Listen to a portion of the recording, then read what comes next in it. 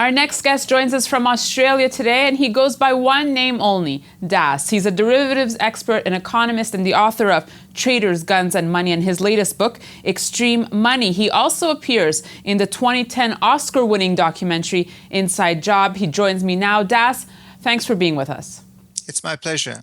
Das, let's start by looking at the U.S., which avoided a default earlier in the week. So let's look at the scenario. They avoided a default, but confidence is still not restored in the country and will take some time.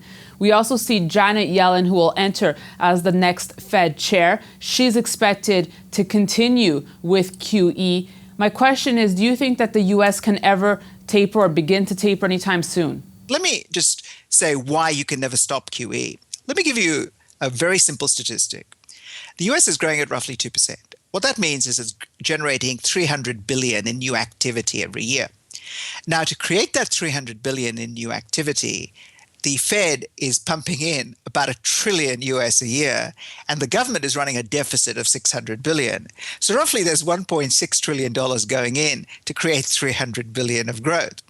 And as we know, things like the employment statistics, which people say have improved, that's nonsense, because if you actually measure that number properly, there has been some marginal improvement, but it hasn't improved anywhere nearly as much as people think, simply because the participation rate in the economy has fallen.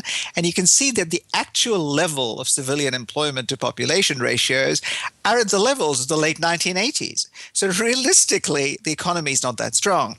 And I actually think we are in a world which actually John Lennon and Paul McCartney would recognize from Strawberry Fields of Forever, because basically we are in QE forever. So Das, if QE isn't working, is there a good alternative? What is the alternative?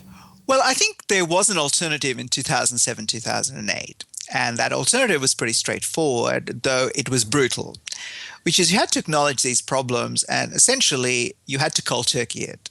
So you had to change your social compact. So you had to say to your electors that effectively this is not going to work. We all need to cut our living standards very, very significantly. The economies will contract in the short run, but we need to clear the decks.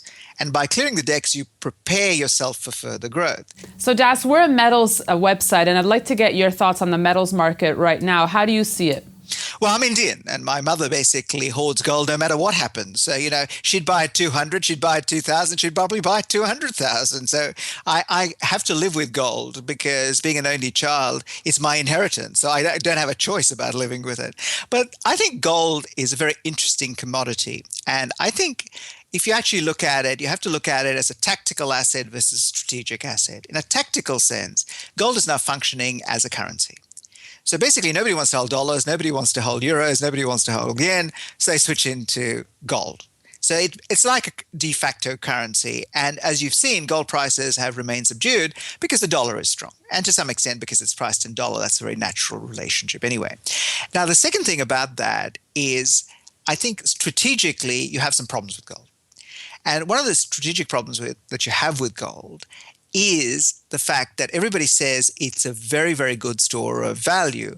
But the fact of the matter is the price would have to be $2,300 if it got back to the purchasing power in the early 1980s. So Das, you're saying that if you hold gold, you shouldn't necessarily hold long term? And my dear friend Dillon Grice, who used to work at Societe Generale, wrote this wonderful piece when he went back. Being Scottish, he traced his ancestors back to about the 1500 and said, if his ancestors had invested all their wealth in gold, how rid would Dillon Grice be? And he discovered his ancestors would look down from their heavenly place and be aghast to discover that 90% of the value had evaporated.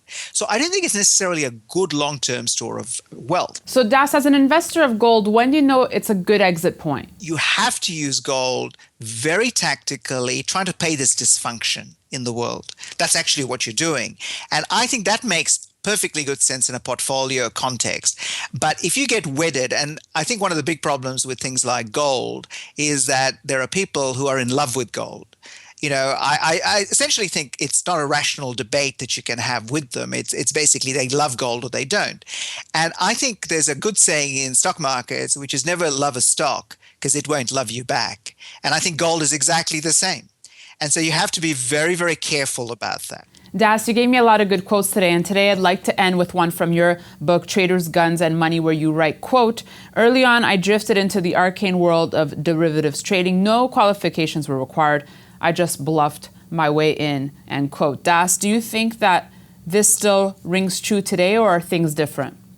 Oh, I don't think anything in life is different in that sense. I think you have to have a lot of front, though I think it's called being assertive these days. Das, on that note, thanks so much for being with us.